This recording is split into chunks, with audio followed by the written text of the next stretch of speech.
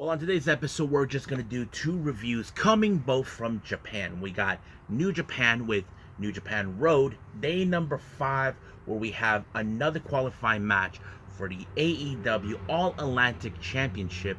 As you know, there's only one spot available for the Forbidden Door 4-way match. And of course, Taiji Shimori will have his first title defense against his old rival, Hiromu Takahashi, who's also this year's winner of the Best of the Super Juniors.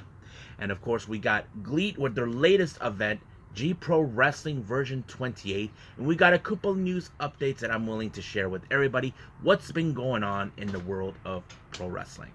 So, let's get ready for another episode of the Deleted Wrestle Zone.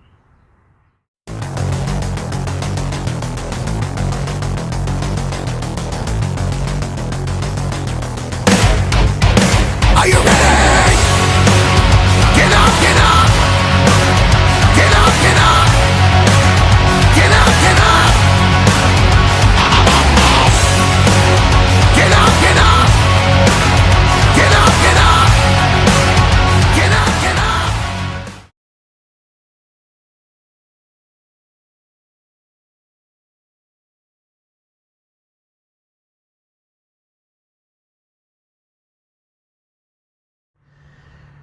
Welcome everybody to the Deleted Wrestle Zone, all things that is pro wrestling with AEW, NXT, New Japan Pro Wrestling, Impact Wrestling, the National Wrestling Alliance, various promotions, wrestlers, matches, and championships.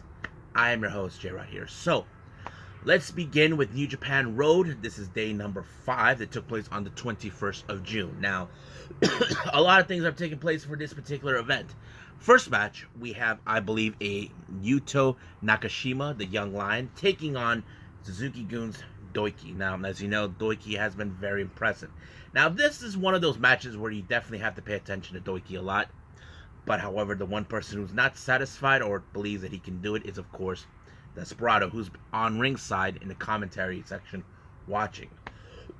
However, when Doiki looks like he had Nakashima down, he decided, instead of pinfall, he decided, I'm going with the Doki Choiki, and that's what he did. Finished him off in that way. Now, another young lion also got into the ring, and this time I believe is Rohi Oiwa taking on another Suzuki-gun member. We're talking about Taichi. Now, this particular match, as you know, it's always where the young lions loses their matches, but they learned a lot. However, when a guy like Taichi, he finishes his opponent right away. As soon as he's done with the pinfall, 1, 2, 3, he bounced. Our next match, we have Chaos, consistent of Yo, Toru Yano, Yoshihashi, Hiroki Goto, taking on, once again, all the members of House of Torture. However, Yano took Dick Togo to the back, but this is what happened. If you guys remember what Yano did to Minoru Suzuki, he put him in a dog cage. And that's exactly what he did with him, and sadly, it didn't work for that long until things got sideways, where, of course, Sho, as you know, with his antics, with all the members of House of Torture with their antics, they picked up the victory when he pinned Yo. However, I believe that this is a match where Evil is not going to give these guys possibly another opportunity of the never open weight 6-man tag team championship. As you know, they've been holding on to those titles by cutting corners in every way possible. But sooner or later, their days will be numbered. Now, our next match, we have Yano and the former IWGP Junior Heavyweight Tag Team Champions, Master Wato and Ryosuke Taguchi, taking on United Empire, Aaron Henare, and the current IWGP Junior Heavyweight Tag Team Champions, Francesco Akira and TJP. This match, as you know, they are proving they are the most strongest individuals, but however, Henare was the one who put Yano in the full Nelson like he refuses to let go. Now, you probably say yourself, will we see 6 or 9 reunite? Now, Taguchi feels that, okay, they had a great thing going, but it's nothing personal. He wants Master Wato to go partner up with other people to expand his horizons, saying, if you expand your horizons, you'll be the Grand Master. That's what he wants. And of course, but Wato still wants to tag with him. I mean, I got no problem with that at all, but that's how it is. So we'll see what happens down in the future. And I'm sure probably if we get another opportunity of them at the Junior Tag League coming up later on this year. Next match, we got, of course, LIJ's Bushi, Sanada, Shingo Takagi, and Tetsuya Naito taking on Kosei Fujita, Hiromu Tenzan, Togi Makabe, and the Rainmaker Kaguchika Okada. Now, as you know, this is one of those matches you definitely got to pay attention a whole lot because that's how it rolls. But however, Kosei Fujita was the one who suffered the loss and, of course, allowing for LIJ to pick up the victory. Now, there is no storyline amongst this one that tells it, but as you know, Hiromu, he has the big main event coming up in a little later. Now, we have, of course, the qualifying match, the other one. This is between Clark Connors and Tomohiro Ishii for the AEW All Atlantic Championship. As you know, there's going to be a four-way match at the Forbidden Door taking place on the 26th of June. So we already have Pac, Miro, and now now this one will be determining who will be the third entrance. This coming Wednesday, we will see who will win between Penta Oscura or Malachi Black. That is the most interesting development that is going to take place. However, this is one of those hard-hitting matches. You know, Clark Connors is not afraid of the Stone Pitbull one way or the other, but it was the Stone Pitbull who walked out as victor when he put him in the Brainbuster. 1, 2, 3, it's over. Good night, Clark Connors. Now, our main event is the IWGP Junior Heavyweight Championship between Hiromu Takahashi, who currently won the Best of the Super Juniors, taking on Taiji Shimori, who is the current IWGP champion. As you know, this is what they have come across each other on many occasions. But however, will this shorten the reign of Taiji Shimori? Now, Taiji Shimori is a veteran in the game in this thing, but it was a fantastic match. You can tell that none of them wants to give up one way or the other. Taiji wants to hold on to this title. Hiromu, who has been considered one of the best junior heavyweight competitors in New Japan. That's the best part. But however, until then, it was, of course, Taiji Shimori who put him in a submission move, forcing Hiromu to tap out. Now, as you know, Taiji Shimori has declared that he is the best, that he has taken out everyone. However, we had a surprise return of the time splitter, Kushida. Yes, folks, we saw Kushida made his return to New Japan. Now, the obvious question does remain. We weren't expecting to know. Dave Meltzer did report it. He was going back. But there was something else he mentioned, that Kushida was considering moving up weight class. He wanted to make the jump to heavyweight. Now, we've seen that already with, of course, Will Ospreay, Shingo Takagi, now El Phantasmo. So we could see that with him. But the real question is, will he make another run for the junior heavyweight, or will he just make the jump to heavyweight? We don't know. But it's kind of exciting to see that Kushida is back. As you know, he was released about a couple of months ago because, as you know, the WWE dropped the ball on him. And I'm very happy that he's back. I'm sure everyone in the New Japan fan base are happy too. So I think that's pretty much it. So I believe it's time to move on to our last review, GLEAT.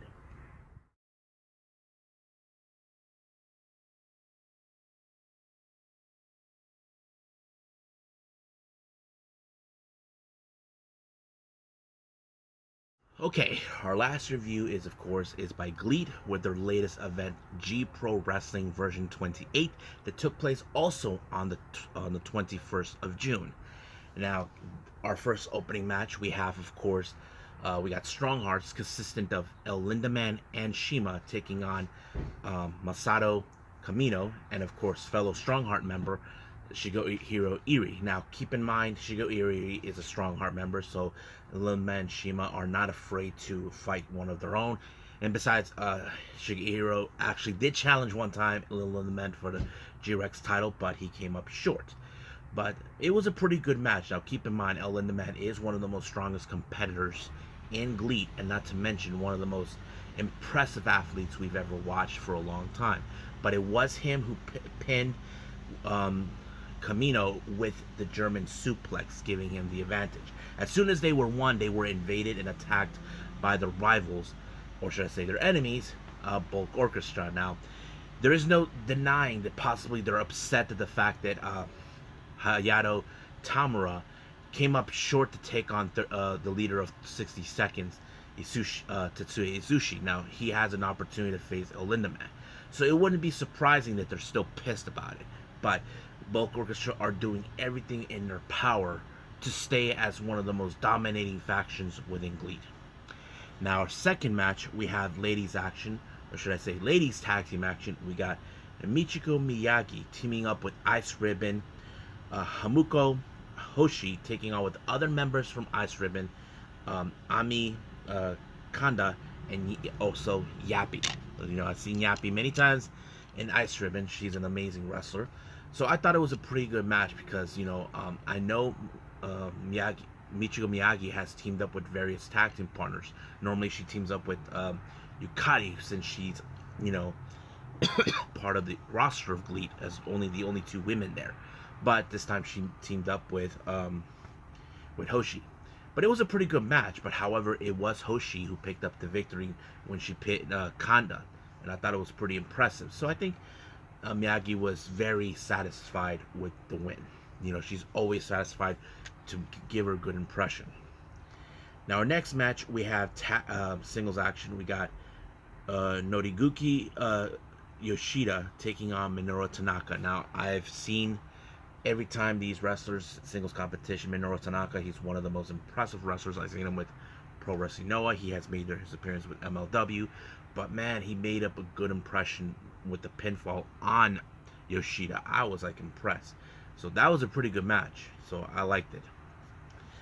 Now our next match, we have a three-way. We got Soma Watanabe, Yu Isuka, and Takanori Ito. Now keep in mind, in three ways, things can go unexpectedly. You don't know for a fact how it's going to win. Now, I could say right now that I'll be surprised who was going to win, but of course it was Takanori Ito with the German suplex. So I always picture now that German suplex is a good finisher, like something like, I feel like it's a basic move. I don't know if anybody believes that or not, but I feel like that's what the Japanese has been using, you know. But it was a good match.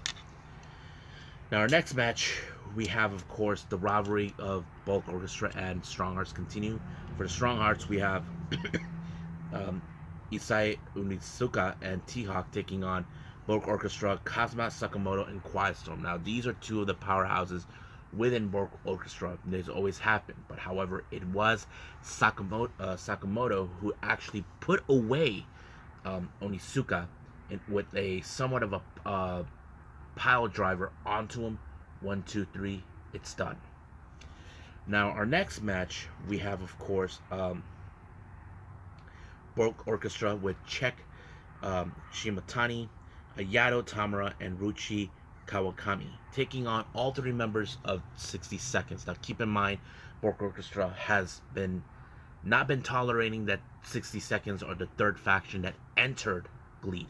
However, I know for a fact that Tamura is still pissed, bitter, however you want to call it, that he lost to Tetsuya Isushi in order to get an opportunity of the G-Rex title.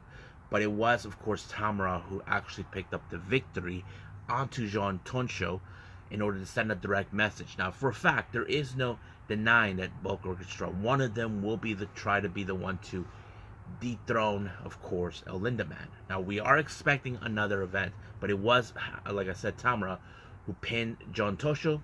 Bulk Orchestra win, but however, we know they will be coming for that title. I don't know when will that happen. I wouldn't be surprised if it's going to be on version 3, GLEAT version 3, which is coming up soon on July 1st. So keep an eye on that on YouTube if you guys have it. Now, if you guys don't have it on YouTube, I have it already on notification, so that means keep an eye on that. So I think that's pretty much it right now. So I believe let's do our last thing that we're going to do is, of course, the news updates.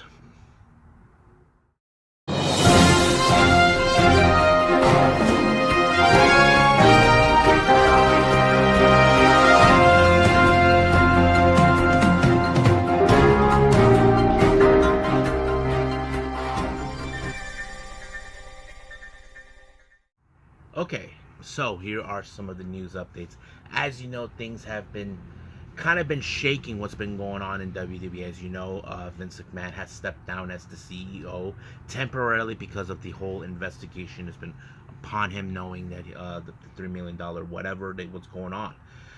We do know that his daughter Steph has stepped up as the interim CEO. Recently, I did reported that Bruce Pritchard has now become the interim head talent relations from John Laurinaitis. Now, the word is going on coming from Wrestle Inc. How is the other staff members, the employees, are dealing with the whole thing with this shakeup? Well, according to what they're saying, is everybody is in remain silent. They're keeping their heads down. So basically, they don't want to talk about it. I think this is one of those things where like they don't want to get in trouble or they don't want to know what to expect. That's the thing that's been going on. So it's kind of like unexpected for everyone to see what's been going on in their company. But like I said, we're just going to be waiting, following what's been going on with this whole thing. So we'll see how that goes. Now, for all you AEW fans out there, you probably heard or haven't that Tony Khan has been in talks about taking AEW to Canada. Now, some of you will probably say, is that even possible? Yes, we've seen WWE take their promotion to Canada. Mostly we've seen them in Toronto and Vancouver or whatever, or Calgary, wherever they're going to go. I think it'll be a good thing because, as you know, we have a couple of wrestlers in AEW who are Canadian. Amongst them, we have not only just Kenny Omega, we do have, of course, 2.0. Jericho, he was also from Canada as well. I'm trying to think of anybody else who's ever been there. But yeah, I think it's a good thing. I mean, I feel like they should market down there too as well. So we don't know when will that happen because normally we have been seeing them in the country. There's also been talks that they were thinking about taking AEW to the UK. We just don't know when will that happen, but it can happen. Now, our last update here, this one is a very more interesting one, but this one I feel bad. Warhorse has tweeted that his car was stolen. Now, we can say that is so messed up. It just happened. And he said this, whoever stole his car doesn't rule ass. And we can agree with him. But he was reached out by Shazza McKenzie and Shotzi Blackheart, feeling bad for him. They said that we've been there, done that. So not a lot of details has been foretold, but it's sad that happened to him. But hopefully something will good come out of it. We just don't know what, but we'll just pray for Warhorse and all this other stuff. So I think that's pretty much it right now. So let's just, I believe, call it a day. Well, I hope everybody enjoys this episode with just these two reviews with New Japan and GLEAT, and of course the news updates. Coming up, we got Tuesday Wrestling, we have NWA Power, we have AEW Dark, and NXT 2.0. I'm very excited what's been going on, and also we'll be seeing what other news updates have been put out for everyone for shocking moments, that sort of thing. So stand by for that. But right now, I'm going to say this. I'll see you guys in the next DWZ time. Same DWZ channel. I must bid all of you adieu. So, goodbye. Mwah. And have a nice day. Bang.